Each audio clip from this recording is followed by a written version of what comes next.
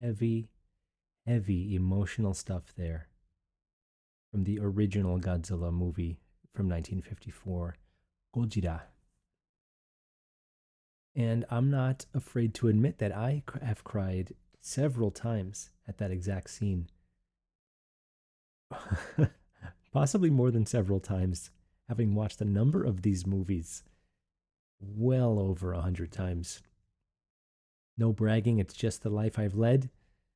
And that's why I'm here to bring you this, the first in a Godzilla mini-series that has been promised for several months now. Hello and welcome back to Third Eye Edify. I am George Mesa, your host as always, and I'm here to be as big of a nerd as I possibly can today because I was recently back on Crow 777 to have an entire episode about Godzilla. And it may be their longest episode. I got to double check on that because we went for a lot longer than they usually do. There was plenty to talk about, and we did not get to everything. And on top of that, we skimped over tons of details that I had in mind. But I also wanted to save them for my own show, for my own fans. Thank you so much to my supporters and to everyone else watching. Thank you for being here. And please like, share, subscribe, let everyone know that I exist. It's the best thing that you can possibly do for me outside of joining my Patreon. And thank you.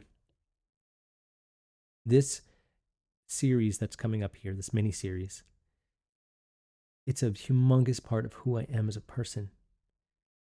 The Godzilla series has been with me my entire life for as long as I can remember. When I was growing up as a really little kid in the 80s, they were on TV all the time. Sometimes it was a Saturday morning thing. Sometimes, and there used to be this thing called TV Guide that you would read and find out what was on TV that week. And thankfully, I was a lucky enough household to have that, and I would catch Godzilla movies all the time. Don't mind me as I make a small adjustment here. I would catch when Godzilla movies were on. I owned them already most of the time, but I still, the magic of seeing them at a certain time on television, even if there were commercials. And see my previous episode called Purposeful Punctuality Perversion to see more about how I think TV did something good for us in regard to giving us punctuality to be present at a certain time, as opposed to, let's say, streaming where you can do whatever you want anytime. And the fun doesn't stop until you pass out with the phone in your hand watching TV, right? Anyway, let's get down to business here because we have a lot to talk about and I have a lot to share. And hopefully some things I've taught myself a few things I already knew, but not in certain details, not in certain ways. Now, this lengthy clip at the beginning was played for a reason. The very first Godzilla movie, Gojira, 1954. I think it's a fantastic movie. The acting is actually not too bad, considering that it was relatively low budget. The music is amazing. And I don't think I'm just saying that as a fan. I think a lot of people agree. Again, on a low budget, very quick. This movie was made very quickly. As a matter of fact, the main story writer had another movie bust at the last second. I think it was in Jakarta. And then he was on his way back to Japan thinking about what am I going to do for a movie now? And in the previous year, Ray Harryhausen, stop motion extraordinaire, had The Beast from 20,000 Fathoms. So this was partial inspiration, but the other stop motion inspiration, which all of you may be able to predict, was 1933's almost unfathomably incredible production, King Kong. The movie still holds up very well today. I don't think King Kong has aged even a little bit. It still feels fresh. It still has that magic spark to it. and it didn't it didn't do or say much that really fell out of favor with time, whether it was just some kind of term of speech or just the nature of the way that it's shot, the intensity of it, the beat to it. It moves. It's good. It did a good job. I think you'll agree if you watch it again. It's even above the typical 90-minute mark. I think it's 101 minutes or 103 minutes. It's one of them. No, wait. I always remembered this way. That movie's 101 minutes. Hulk Hogan was always said as being 303 pounds. I think. Tell me if I'm wrong about that. I don't quite remember. I remember it was the same number twice with a zero in between. So let's. I'm sorry. So the reason I played that clip at the beginning is because that scene says everything about the movie's complete ethos. It also introduces a concept with the song that was played. That song I've discussed in the past music episodes that I've had, that songs, major and minor, was used differently a long time ago. In that song, the theme and the words are uplifting and spiritually bound to hope and good things. And yet it's in minor, a minor melody. So I thought that was, of course, very interesting. It's a very grabbing moment for sure. And it helps you see that it destroys this stigma, that the idea that Godzilla is representing the United States. Big bad wolf coming to destroy Tokyo. And it is definitely not that. It is about the ill creations of mankind. And I hope that this sticks in your mind as we discuss as much of the Godzilla series as I possibly can with all of you for this and potentially the next 2 episodes. We'll see how long this takes. But I'm also going to have some other very, very intriguing and third eye edifying interviews in between these. And I'm going to save who it might be because I don't have it guaranteed yet. But this little mini series might end with a 4th or whatever the final episode number ends up being, interview with someone who is attached to the name Godzilla, who has nothing to do with the movies. It's an American. I'll leave it there. So this is a big maybe. Might be pretty awesome. And we'll see. We'll save it for when the time comes. So, am I qualified to do this?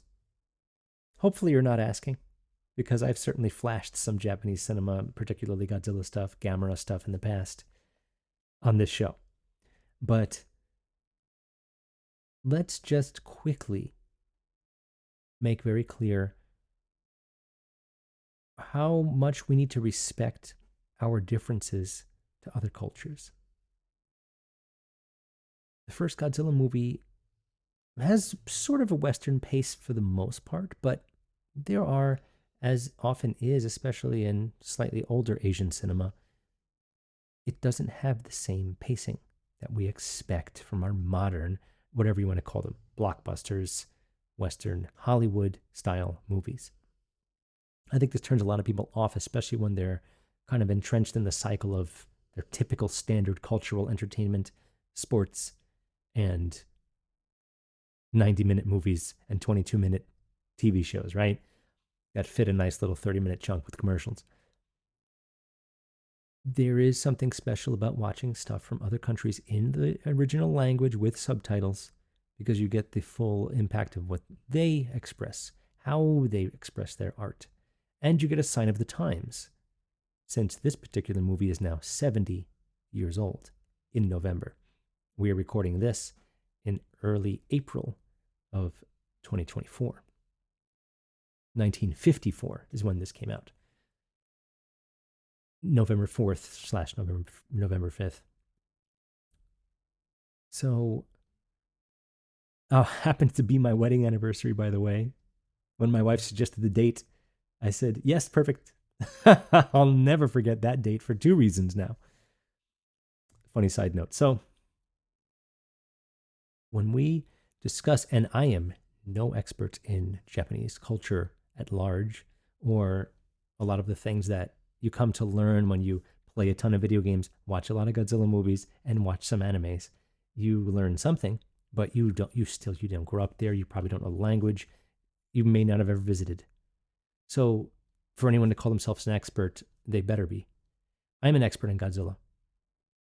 I will prove that. But let's qualify myself quickly right off the bat here, okay? You may have noticed in the thumbnail that I showed a man with an eye patch, and on top of his head is an image of Godzilla looking like a mushroom cloud, which is, of course, very indicative of the nature of his storyline, as you will find out. And over his face, I put something of a scary looking, slightly demonic looking mask. Maybe it's not demonic at all. Maybe we just see it that way. Excuse me. This mask is from an old tradition called No, N-O-H, sometimes called No theater, a Japanese dance drama. And it's quite old, and it is the oldest performing art, theater art, still alive today, as a matter of fact. And what I mean is that it's still being performed. And oldest major theater art is how I had worded it. And like I said, a dance drama. So the reason I'm mentioning that is because when somebody puts on a costume to perform in front of a camera, in front of us on a stage in Japan, and please, anyone that knows differently, please tell me in the comments. Join me to speak about all of this. I'd love to have full conversations in the comments. It'd be great. They convey emotions with the slightest differences in angles, hand gestures, head gestures. You may notice in animes a lot, you get a lot of this stuff. You get a lot of things of that nature where, and it means something. Every little thing means something. So when Godzilla's 50th anniversary movie came out, Godzilla Final Wars, which is a fun watch if you're willing to suspend your seriousness, because it's pretty ridiculous overall, but it has its moments. I flashed it in the beginning of X-Man short video, exclusive to subscribers or patrons a few months ago. In the beginning, Godzilla falls into ice, which is a reference to his second movie, which we really won't mention too much here, at least not in this episode. And when he falls, he uses a very, very particular hand gesture. Please check out the clip really quickly, and I'll show you why. Okay, so you notice that kind of tilts his head back, his arms come up, and he has a certain look to the way that he falls. Now, here is how he dies in the original movie from 1954. Keep in mind what I just showed you was the 50th anniversary movie. So here's the clip from the original now.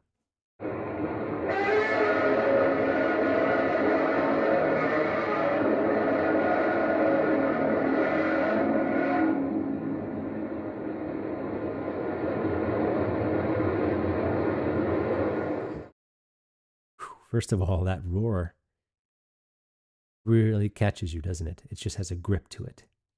Really artfully done, and certainly conveys a message of pain and suffering and death, almost as if, I don't even know why you guys are killing me. I have no idea what's going on right now. And that's a big part of it. He's not emotionally invested in destroying Japan. He just is. He doesn't know. He's a Shinto god of destruction. He doesn't have any real morality to base his actions on. He has been created.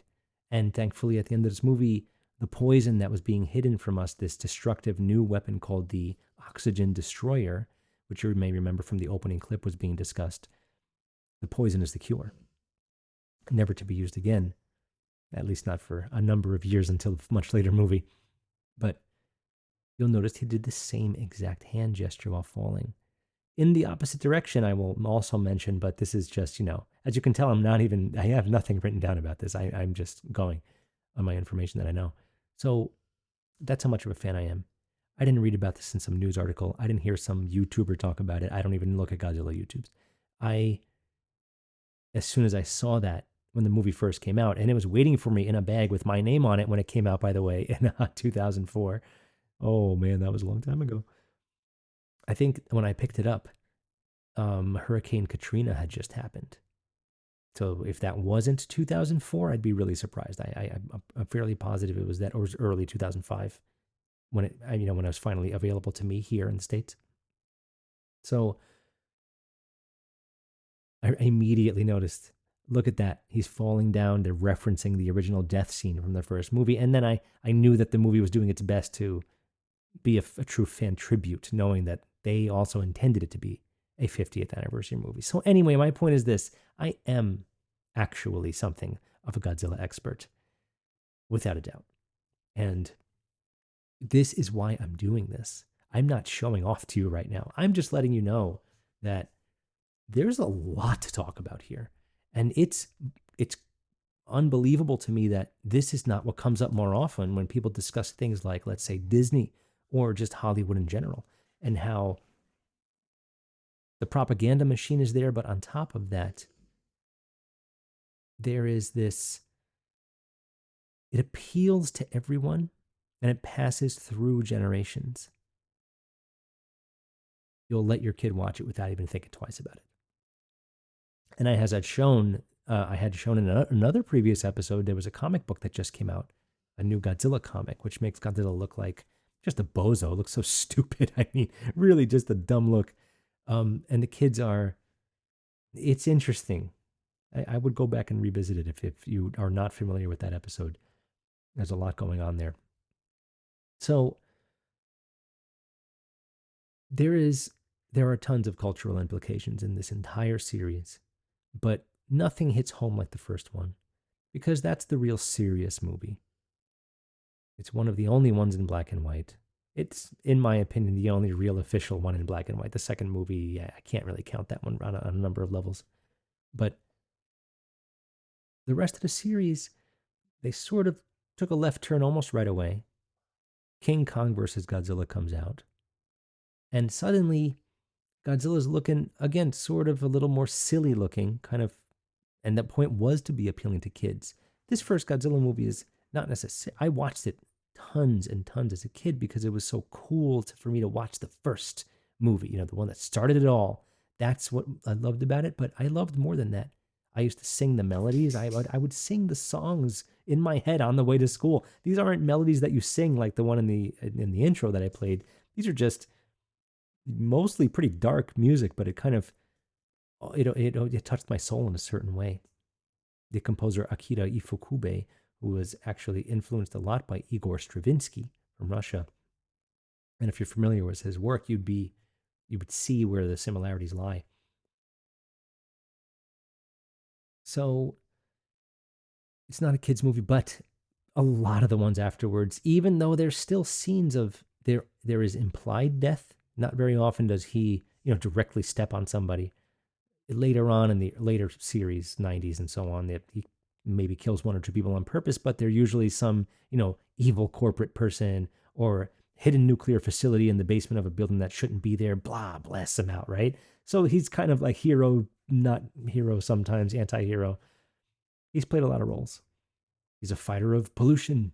He's a fighter of climate change, and he shows that evolution is real. He shows that dinosaurs exist. All of these things come up in the series. All of these things that I am now completely not just against, but upset that we've been convinced that these things are real. Things I've discussed on this show over and over and over again. The very interesting little point is that after 9/11, they stopped showing these movies on TV for a long time because there are lots of scenes of buildings crumbling to the ground.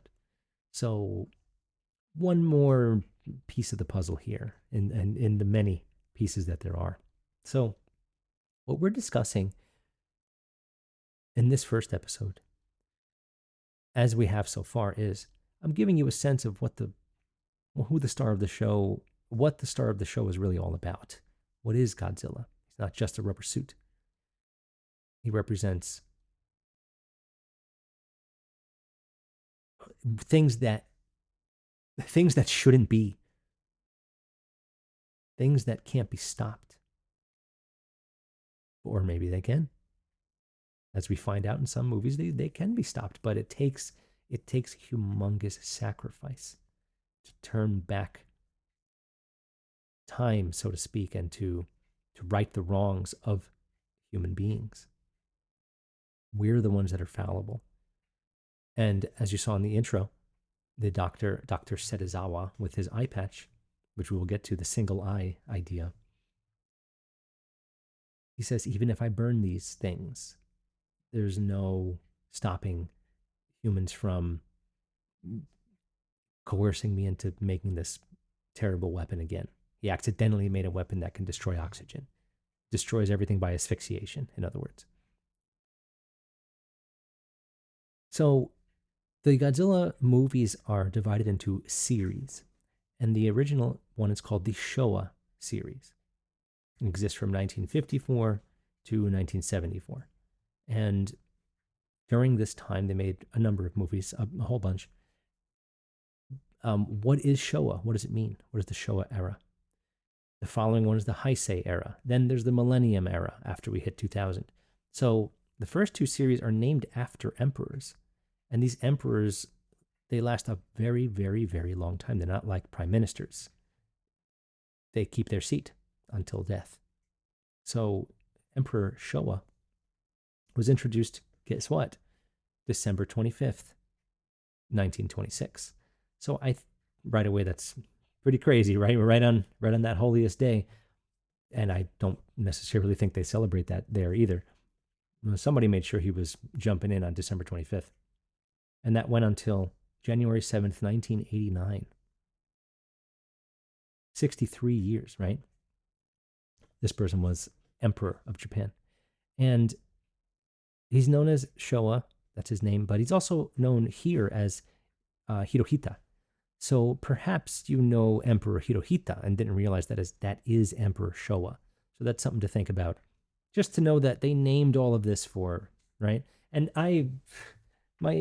my father was cool enough to get this for me over the past year, but it's because he knows that my daughter Ruby loves Godzilla and has seen a number of the movies. This has given me a chance, by the way, recently to rewatch with the new eyes some of the ones that I haven't seen quite as recently as others. And I found some new things, which are astounding. In this thing, and it's Life magazine, which is Time Life. I had an entire episode on Time magazine, which I absolutely suggest that you watch. I think it really came out very good. I made my point very strongly. I don't like Time magazine. I don't like Life magazine. And guess what they say in there? This emperor is responsible for Pearl Harbor, which provoked the U.S. to bomb them. But they use the term, now this is interesting, right? This is not Godzilla, but it is at the same time. They said that Japan was firebombed. They didn't say nuked in one area of the section. They mentioned the bombs for sure. But then they said firebomb a little later on, which is very interesting to me. For a number of reasons, refer back to my episode about Chernobyl. See how I feel about the whole process of nuclear anything. And it's the whole basis for this monster's creation. So right there's already that smoking gun idea that they're pushing all these things that I truly believe are false in a lot of ways. But the fire bombing is actually mentioned, which really references an incendiary bomb, more like napalm. So is it did they slip? I don't know. Leave me a comment. Tell me what you think. And just to be clear about something that I didn't personally know about, there is a pre-1945 and a post-1945 Showa era. Previous is called the Empire of Japan, and post-1945 is called the State of Japan. All having to do with World War II timing, of course. So do keep that in mind. Now, I've got plenty to show here. So let's get started and talk a little more about the No Theater before we move on to some of the topics directly regarding Godzilla himself. So this is similar to the mask that I had put on Godzilla before. I believe This mask is familiar enough to most of you to have seen an image certainly similar to this at the very least. It's looking like it's representing some kind of evil god or a demon or a devil, whatever you'd like to call it. But this is the kind of mask you will see in the No theaters. And this is in regards specifically to what I was mentioning earlier about every little tiny angle making a humongous impact culturally. You see it a lot in anime. You definitely have seen it in video games if you've played them, and you will see them in Godzilla movies, particularly when Godzilla gets more of a lively animated hero level persona, especially once we cross over into the 60s and the 70s. He certainly is not the evil monster that he was. This is the same exact mask seen from 3 different angles. If you look at the hairline, you can see that the camera is indeed moving. There are 3 distinct looking emotional situations here in these faces. This is the same exact mask. The actor has to really, truly be well trained in how to present this to the audience when used.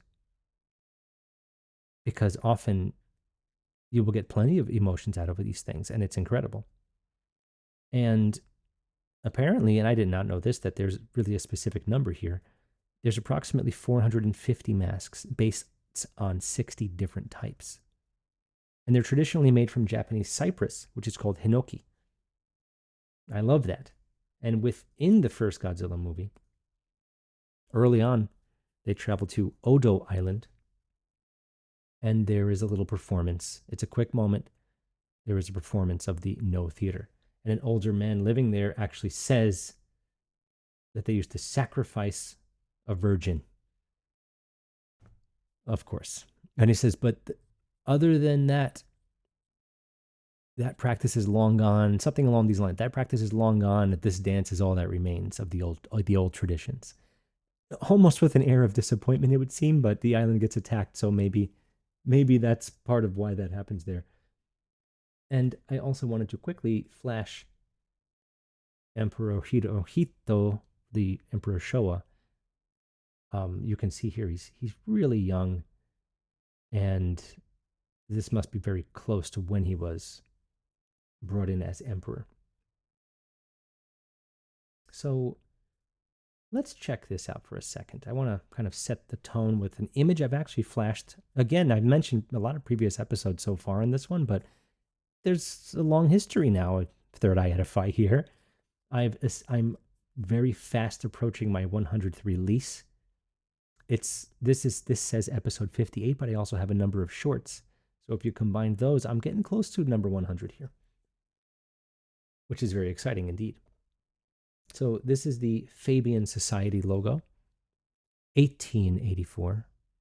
Some people believe that 1984 is a 100-year anniversary of this, and it very well may be, knowing how this club behaves and what they do. And look at it, the wolf in sheep's clothing.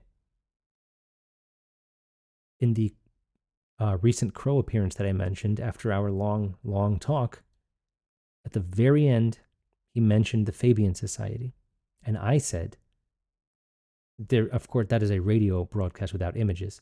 I said, well, based on the Fabian Society logo, I think there's an incredible distinction to make here, is that there are lots of images of the Godzilla suit actors kind of sticking their body out of Godzilla. This is the infamous Hurricane Haruo Nakajima, who is the original Godzilla suit actor and the most well-known one. He's also played roles in other Toho films. Toho is the company that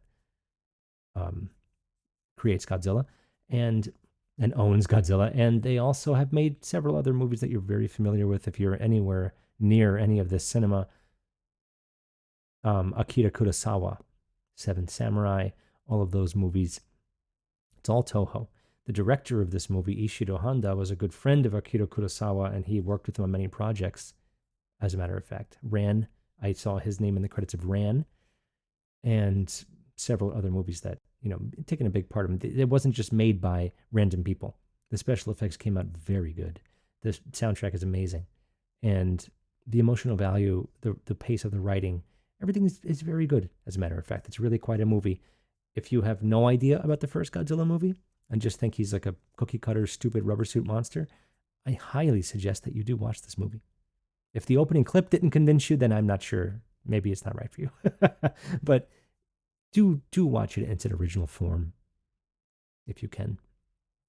Subtitles, Japanese. For more reasons than one, and I will get to that in a moment, by the way. So here's an image of the person you saw speaking the most out of the three main characters in the movie, Dr. Serizawa. He created an invention called the oxygen destroyer. He wished to keep it from the world, but once Godzilla had attacked Japan, technically 3 times, they pleaded with him to allow them to use it so they could rid the world of this evil menace. Successfully so. And he sacrifices his life at the very end to make sure that the bomb gets used. The oxygen destroyer sort of looks like a bomb. He uses it underwater, kills Godzilla, and kills himself with the oxygen destroyer to make sure that it was never used again. Very noble. And a common theme throughout monster and alien movies that I have seen many times over. I really think this movie, even though it was made to copy others, I think it's been copied more than a lot of other movies in ways that are hard to tell unless you've seen it so many times that you know both the Japanese and the American version very well. Now, what do we notice about Dr. Serizawa? He's wearing an eye patch.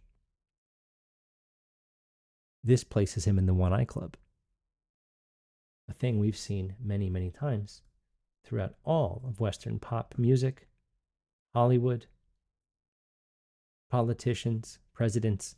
Sometimes they have a black eye. Who is punching these people? It's no secret. We've all seen it.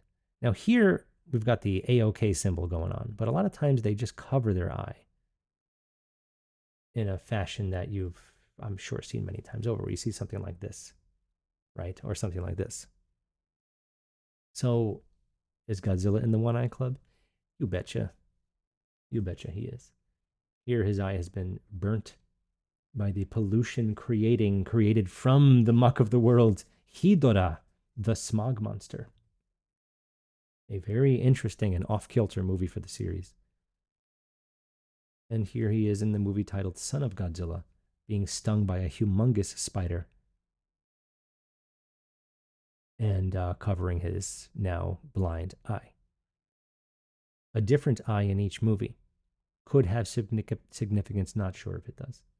But usually, like I said, pop music stars, Hollywood, but Godzilla is a product of Japan. They don't even want him to exist here. And I know this because I had trouble finding real copies of his movies until very recently. And I mean, I had them all already, but now they're making good copies. Thank you, Criterion. And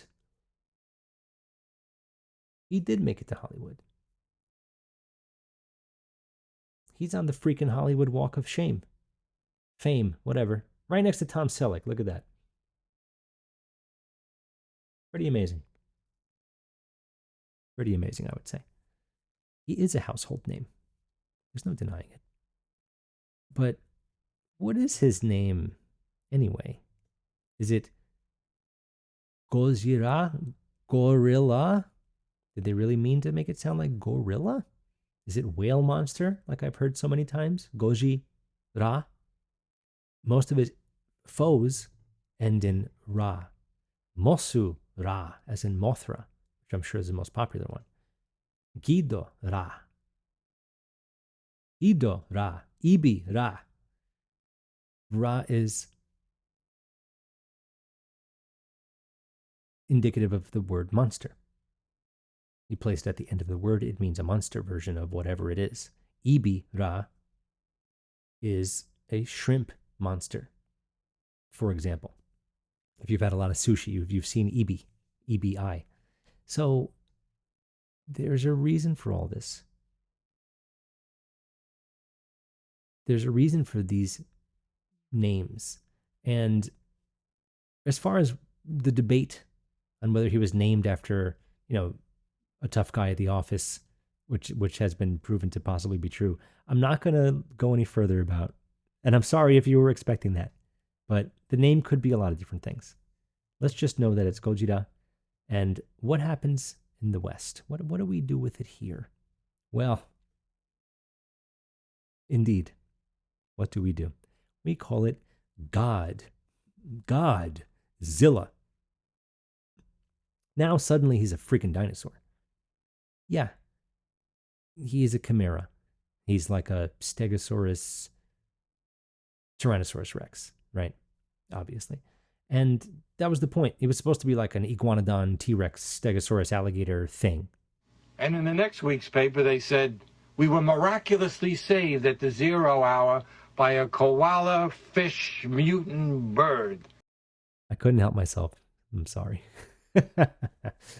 So that was the point. It was supposed to be this mixed bag of things, but the first movie really does its best to push the concepts of the prehistoric world we are presented with, which I think is complete nonsense, and even the birth of this supposed planet that we are unfathomably quickly spinning on, even so far as to show an ancient, what is supposed to be from the Jurassic era, no coincidence there. When we first visit Odo Island, where the accounts of Godzilla's being seen are investigated, Dr. Yamane finds a trilobite inside of Godzilla's footprint, enormous footprint. He even goes so far to say that these organisms, these ancient, these prehistoric, what look like large insects, what look like horseshoe crabs, an ancient version of a modern horseshoe crab, he said they were actually feeding off of his radiation. The radiation coming from the bomb tests is what supposedly resurrected this monster in what is called suspended animation, something that is frequently mentioned in these Godzilla movies. To the point where in some movies further on, as you can see, the quality of the film's a little nicer here, he's actually feeding off of nuclear reactors, getting his energy from them. This is how he eats. As a matter of fact, Godzilla is really never seen eating. And I think that's pretty interesting. Another factor I'd like to throw out there for anyone that's kind of on the fence about dinosaurs is they really don't mention the sex. Just picture Stegosauruses trying to mate. I'm not sure if I can picture it. Same thing with Tyrannosaurus Rex. Those hands, right? Those arms. But this isn't the episode for that. But they push it, and Godzilla pushes it. He is the ultimate propaganda machine. Just in this movie alone, we get evolution, dinosaurs, Big Bang Theory, and, of course, radiation nuclear technology. Now, it's just like 9/11. Bad things, very, very bad things happened. People definitely died. There were definitely after effects of whatever happened. I don't know what happened. But I assumed if a nuclear bomb gets dropped, and it's as they tell you it is, you can't get anywhere near there.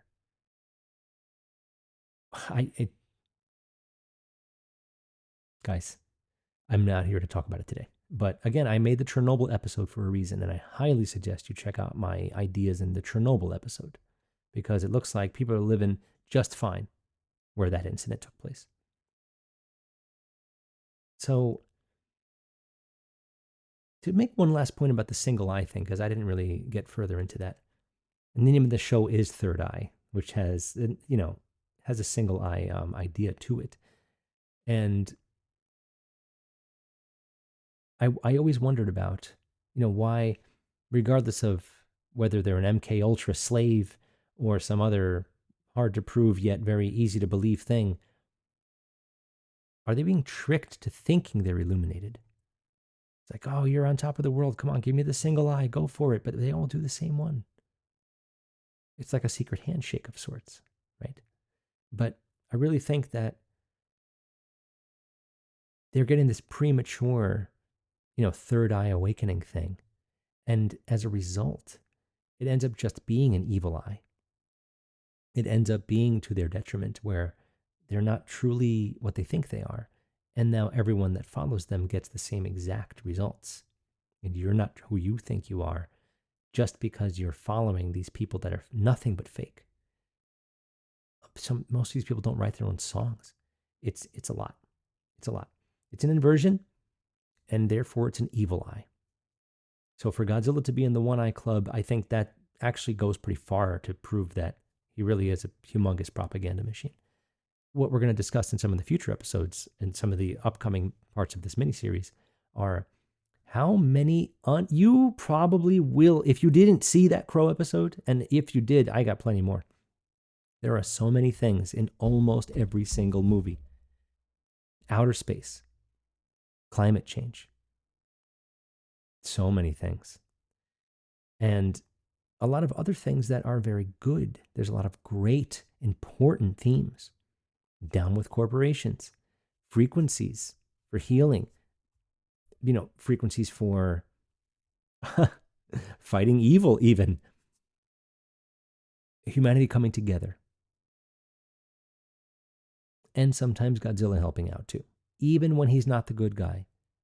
Because there are moments when Godzilla realizes that he needs to defeat the actual bad thing that's trying to destroy, our world. And even though he doesn't care much about the humans that are always pissing on his, pissing on his playground, so to speak, trying to kill him, or at least trying to get rid of him, he still saves humanity, realizing that the world has to live in its own symbiotic balance. And the alien forces, whether they're actual aliens or just not natural, they got to go. So there's a lot of interesting levels to what Godzilla is and how he's used in the different movies. And we will get to that. But I want to reiterate one of the more important things here is that Godzilla is not a representation of the United States. It's really worth re-mentioning, I think. So here's one main reason I think you should definitely not watch the original 1954 Godzilla in the English version, which came out in 1956 and is called Godzilla, King of the Monsters. Here you will see a familiar face to some of you, I'm sure. Raymond Burr. He is spliced into the original Godzilla movie. They cut out a lot of stuff. They spliced him in. The shots don't look necessarily like they're from the same camera. They did their best, obviously. And he takes place and exists within the confines of the reimagined story of the movie. Even interacting with main characters, where you only see their back, obviously. It's not them. And I just want you to think and really want to, maybe I don't know. Maybe there is an honest answer here. Maybe there's a better answer than I have. My answer is I don't think there is. Can you think of a movie that was ported over to here in the States? And not only was it not left in its original language for subtitles, they dubbed the parts that they needed to. And then they spliced in an American actor, totally chopping up the whole idea of it. They cut out some of the most important things that there are. And they essentially made a new product by putting a nice, shiny American actor on there who either 1 year before or 1 year right after that became the star of a very, very popular show called Perry Mason, where he plays the part of an attorney. But more importantly, Perry Mason? Oh man. This is just the tip of the iceberg, folks. I'm still just harping on the first movie here. And, I have notes. As you see, I'm kind of looking over here sometimes. there's a little bit to discuss on the inspiration for the movie, perhaps, and I'll do that at the very end here. But they also brought Raymond Burr back 30 years later. What is 30 years later? 1984. Are you even remotely surprised that after a 10-year break from 74, the next movie to come out was 1984? And 1 year later, they re-released Godzilla Returns, which is the 1984 movie, in the States as Godzilla 1985. Just to put a +1 on it. Not sure why they would do such a thing. To name a movie with the year, it just seems so stupid. And of course, they spliced in Raymond Burr again, a now much older Raymond Burr, and they completely took away elements of the movie. They switched dialogue around to the point where they changed the story where it was somebody's brother, and there was actually in the original dialogue a sister. To that level of inversion for no reason. It didn't have a major effect on anything. It's not like an esoteric reordering, but man, oh man, it's just what they do, right? So I think it's worth mentioning that the Japanese considered a third blast other than the 2 bombs that were dropped. And this is essentially 10 years later. Plenty of nuclear testing was happening still. And at the Bikini Atoll, which is not very far from Japan, they were testing out bombs that were 3 times the size. And just look at the size of this explosion. Perhaps you've seen this image. This is a fairly popular image. Look at those boats. Those are not little tiny rowboats. Look how huge this is. When you watch it in real time, it expands so fast. It sort of eats up these ships.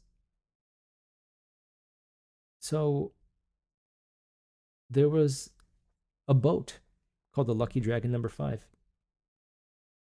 And it was near this. Saw a humongous flash. Probably thought it was a nuclear bomb. Every moment a flash like that occurs, if you had been anywhere near this life-proclaimed firebombing, you're spooked for life. And that's the easy part. It's worse than that. I know. I can't even speak from experience. I don't even want to imagine myself in that kind of situation where everything is a tense, fearful moment that could be the end. So imagine their dismay when they saw a humongous flash. And this is how Godzilla opens up. Gojira, 1954, of course. They're on a boat, the Bingo Maru.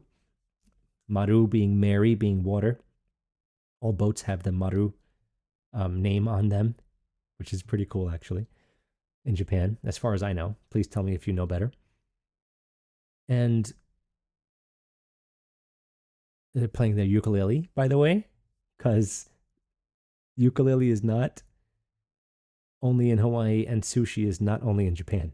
So they see the flash of light. You hear the monster, but you don't see the monster for a while, actually, because it's the first movie. They kind of keep his look under wraps for a bit. And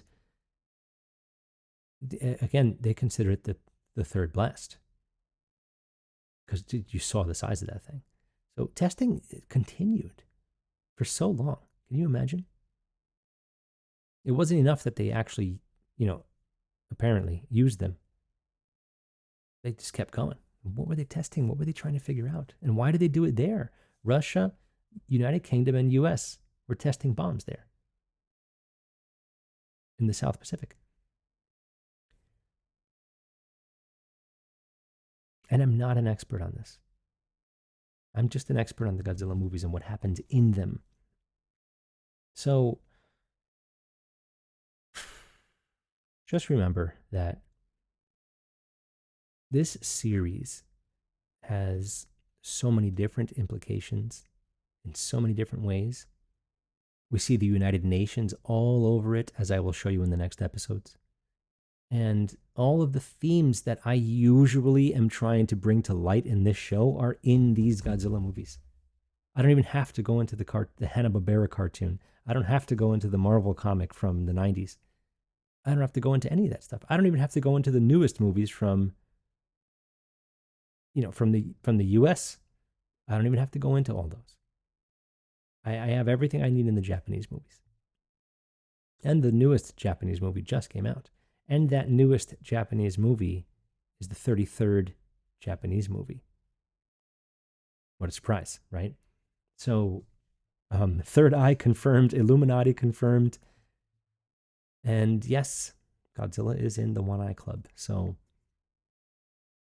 I think I've said what I wanted to say for this first one here.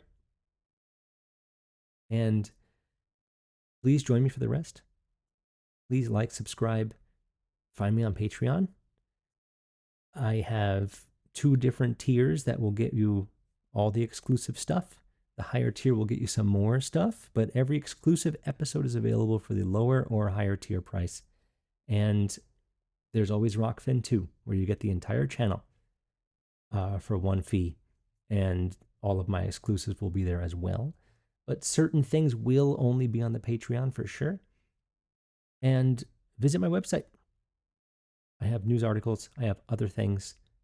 Visit my merch shop. I've got 3 different designs in a number of different ways that they can be purchased, including my existential alien, which I think is something fun to have around for sure. I'll be flashing that in a future episode very soon. And be ready, because I'm going to try to break the internet with the next interview that I have lined up, and possibly the next 3. So let's see what happens. You may be familiar with my next interview. The next 2, you probably don't know who they are actually.